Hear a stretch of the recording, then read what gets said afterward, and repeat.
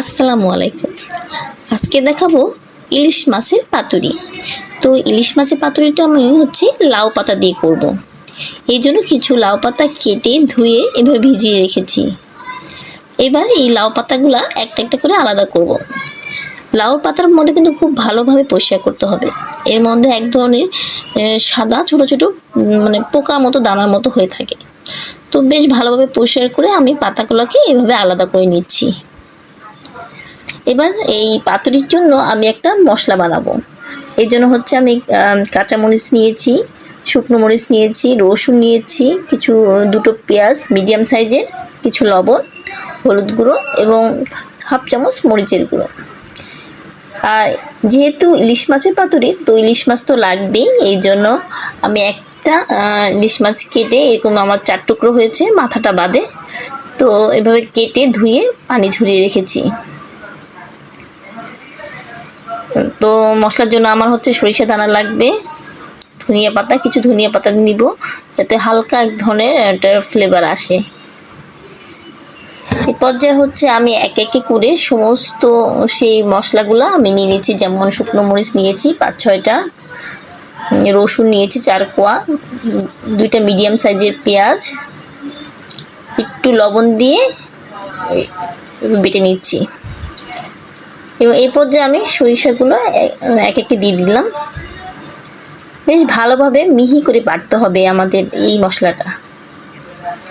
যেহেতু মরিচের পরিমাণ বেশি, তো আমার ঝাল খেতে খুব ভালো লাগে, তো আমি এই জন্য মরিচের পরিমাণটা একটু বেশি নিয়েছি। আপনারা আপনাদের সুবিধা মতো নিয়ে নেবেন।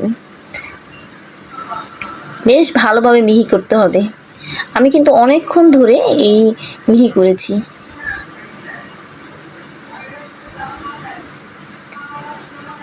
এবং খুব সুন্দর একটা ঘ্রাণ বেরোচ্ছে, যেহেতু কাঁচা পেঁয়াজ, একটা ঝাঁজ, আর সরিষার দানার কিন্তু একটা খুব ঝাঁজ আছে। আমার বাটা মতো হয়ে গিয়েছে মশলাটা। এই ইলিশ মাছের পাতুরিটা কিন্তু এইভাবে বেটে যদি আপনি রান্না করেন, এটাতে কিন্তু খেতে অনেক টেস্ট। অনেকে আছে ব্লেন্ডারে দিয়ে বিট করে, তো আমি আজকে ব্লেন্ডারে দিলাম না, আমি বাটা শিলেই বেটে এই মশলাটা রেডি করলাম।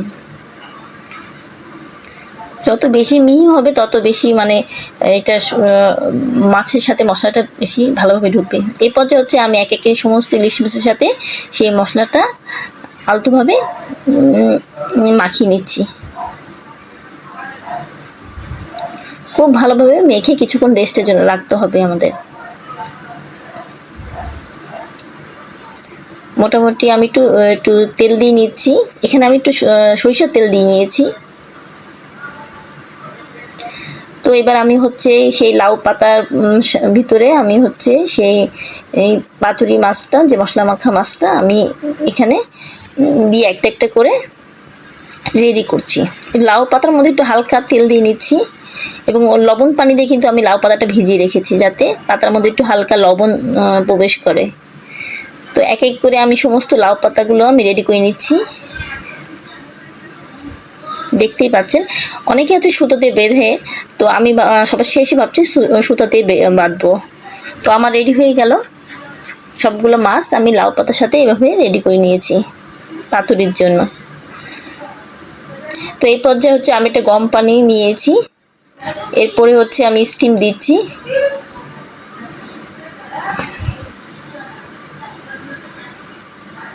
এক এক করে আমি সমস্ত সেই ইলিশ মাছের সাথে যেই মশলাযুক্ত লাউ পাতা আমি এক এক করে এই স্টিম করার জন্য দিয়ে দিচ্ছি উপরে।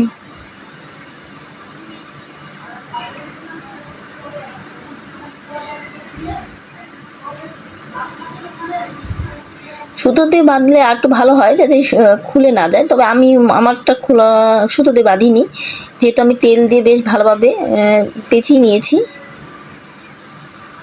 এই পর্যায়ে আমি একটা ঢাকনা দিয়ে ঢেকে দিলাম এবং 15 থেকে 20 মিনিট আমি এভাবে তাপমাত্রায়, মিডিয়াম তাপমাত্রায় রেখে দিব। তো দেখেন আমার কিন্তু এক সাইড হয়ে এসেছে, আবারও ঢেকে দিলাম। আরও 15 থেকে 20 মিনিট এটা হতে থাকবে।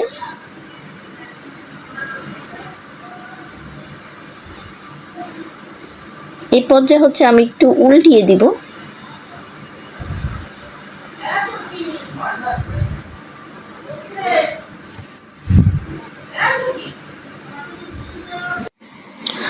হ্যাঁ, এই পর্যায়ে কিন্তু মোটামুটি হয়ে এসেছি। এখন আলাদা কিন্তু এক ধরনের স্মেলও বের হচ্ছে, যে লাউ যেটা ঘ্রাণ, আর যেহেতু সরিষা দিয়ে মশলাটা বাটা হয়েছে, এটা কিন্তু আলাদা ধরনের একটা ঘ্রাণ আছে। তো আমার পাতুরিটা হয়ে এসেছে, আর হচ্ছে 10 মিনিট রেখে আমি হচ্ছে একটা প্লেটে সার্ভ করব। দেখুন আমার হয়ে এসেছে এবং লাউ পাতাটা খুব ভালোভাবে সিদ্ধ হয়ে গেছে। আমি হচ্ছে এই পর্যায়ে একটু খুলে দেখাচ্ছি।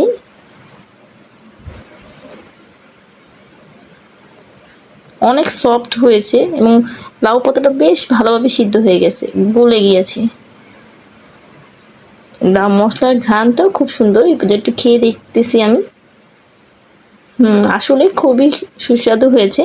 আপনারা অবশ্যই বাসায় ট্রাই করবেন।